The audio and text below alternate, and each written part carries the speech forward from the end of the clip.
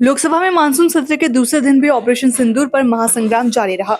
मंगलवार को सत्र के दूसरे दिन हाल ये हुआ कि लोकसभा की कार्यवाही महज 2 मिनट जबकि राज्यसभा की कार्यवाही 4 मिनट बाद ही स्थगित करनी पड़ी। सदन की कार्यवाही बुधवार तक के लिए स्थगित करने की घोषणा कर दी गई। लोकसभा में जैसे ही प्रश्नकाल शुरू हुआ, विपक्षी सांसदों ने हमला शुरू कर दिया। केंद्रीय कृषि और ग्रामीण विकास मंत्री शिवराज सिंह चौहान सवालों का जवाब देने के लिए खड़े हुए ही थे कि विपक्षी सांसदों की तख्लियों के साथ अपने आसन पर खड़े होकर विरोध करने लगे। स्वराज ने इसके बाद विपक्षी सांसदों को हाथ जोड़ते हुए कहा कि आज का दिन किसानों का है।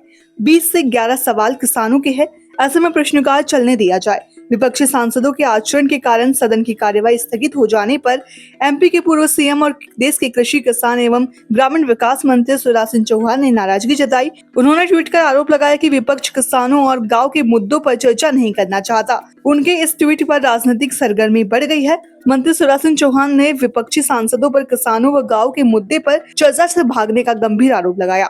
कृषि मंत्री शिवराज सिंह चौहान ने इस संबंध में ट्वीट भी किया। उन्होंने अपने एक्स हैंडल पर लिखा कि आज संसद में कृषि और किसान तथा ग्रामीण विकास से संबंधित विषयों पर चर्चा होनी थी।